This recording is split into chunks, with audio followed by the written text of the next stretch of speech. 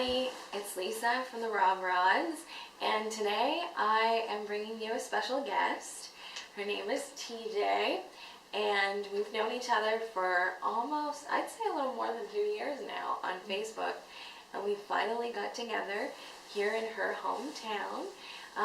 My husband and I wanted to go on a little excursion. He's not much of a traveler, so this is as far as I could get him for now.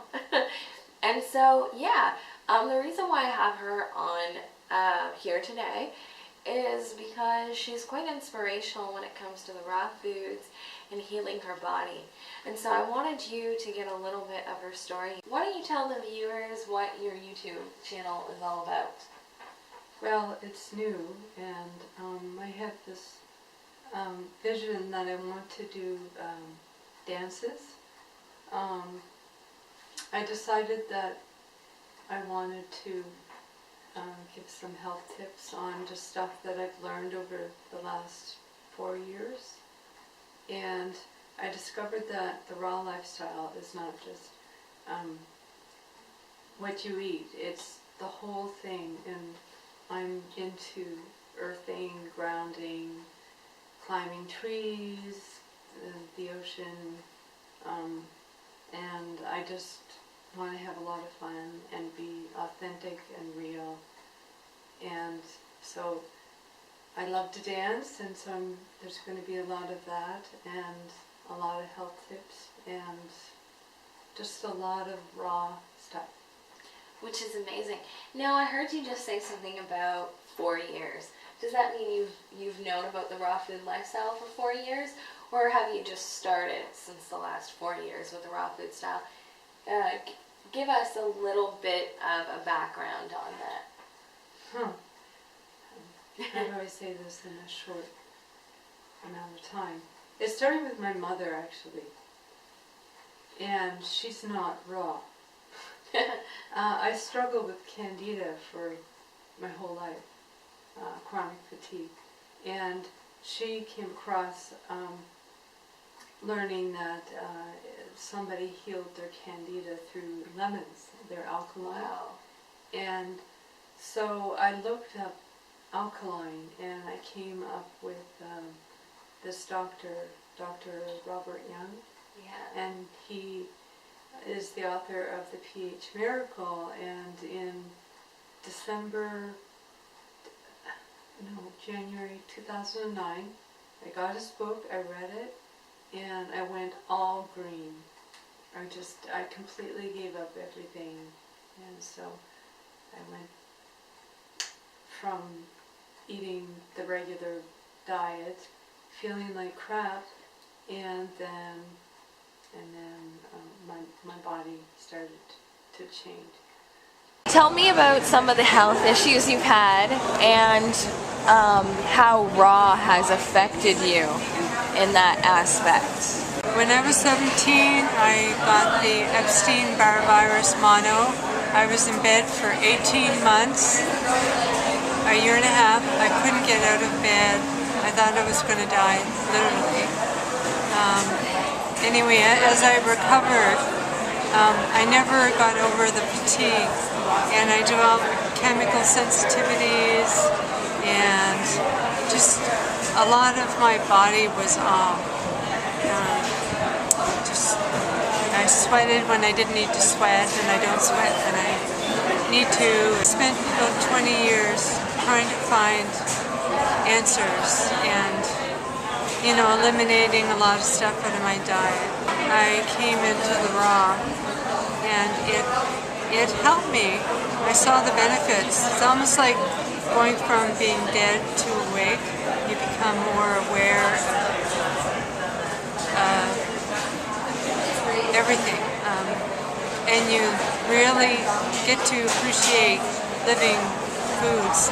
But I was so alkaline that it made me ill, and because I became ill, I had vertigo and a lot of neurological problems.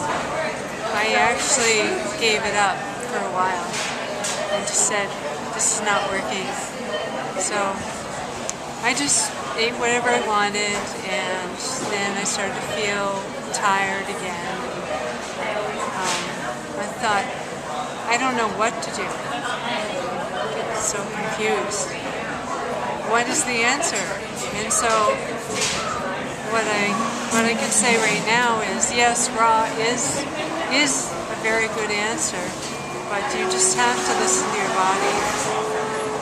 And also just eliminating a lot of the crap, the toxins, and adding a lot of whole foods. So if I want to have a warm soup, I'll have a warm soup. But most of my diet is raw. That's what my body craves. And I find I'm getting better and better. So it's a learning process. And if you go into the raw diet, expect that you'll probably become fluish, or you'll suffer, but it's just the body cleaning. How do you feel now? Like, what kinds of things have you been able to do now that you're healing? I have bursts of energy. I'm not afraid to live. I was always afraid of what other people thought, and now I just do what I want to do, and as long as it doesn't hurt another person.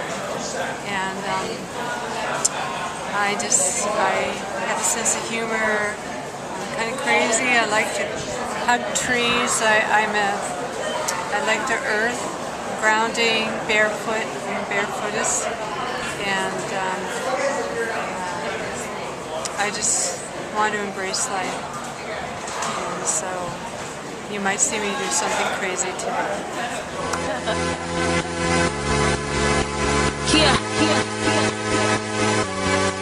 Young money. After eating that way for a certain amount of time, how do you feel the style, basically starting out with someone else's style, how have you adapted this lifestyle into your own? Yeah, I had to adapt it because I realized that eating all alkaline foods is not healthy. You need to have a balance. And so I have a lot of alkaline, a lot of greens. I find that they really make me feel good, but you need a balance of fruit. I love fruit, and so when I make my smoothies or my juices, I like to have a mixture of those. And I'm not as hard on myself. I'm not, going to beat myself up if I have something I shouldn't have. I admit I still drink coffee. I have a few things that I still do, but I think I just eat what I want, and I choose to eat healthy, living foods. And we talked about this before. I think you said you're around 80% raw foods. Yeah. Which is really, really great. When I had my grandmother and aunt on raw food, the raw food diet as well, they were 80%. They also ate some meat and some fish and some treats here and there and a little bit of dairy. But other than that, they really thrived well on it until after about a year, and they started feeling like they needed more. And so they had to adapt a lifestyle that was more conducive to them. And so they eat about 50% raw now. I think you're doing fabulous with 80% raw after 4 years. That's absolutely amazing. Where are you looking to take your channel with regards to raw foods? Would you be doing like any recipes in the future? Yeah. We're just going to talk about more health tips and such. Well, I'd like to get into health tips. Just some education on what I've learned. Yeah. And, just through experience, and also the cautions there are some cautions that I didn't know about going into the raw food world.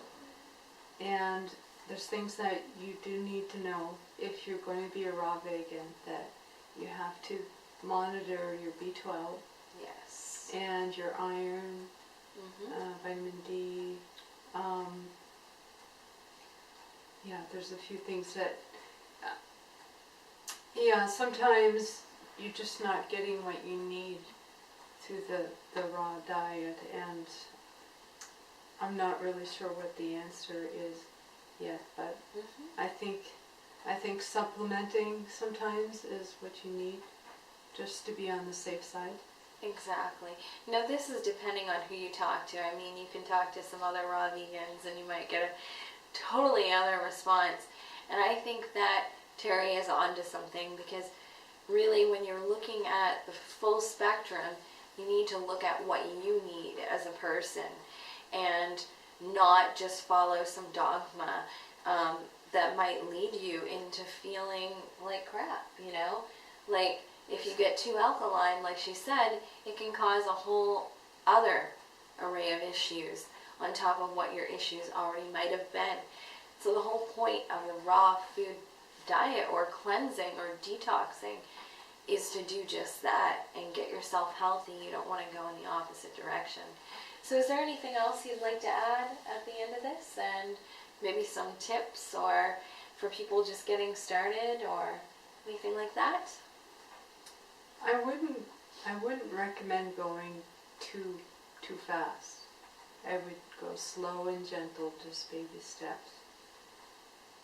I went from one diet to extreme opposite, and you can go into this heavy detox and get very ill. So, but there is light at the end of the tunnel. So I would just be gentle on yourself and just start removing all the processed packaged foods that you were eating, getting more into whole foods and buying fresh produce, preferably organic. Be gentle, slow, and as time goes by, you'll get more and more. You'll actually crave the living food. So I agree. She's right. Going with the ebb and flow is very important. Don't beat yourself up if you fall off the wagon 1 or 2 days. It just means that you're going to either grow and learn a lesson from that, or maybe you're going too far too soon. And so your body's trying to give you some messages. So just listen. Listen to yourself and go from there. Thank you for doing this interview with me, TJ. And thank you for watching. namaste. Namaste.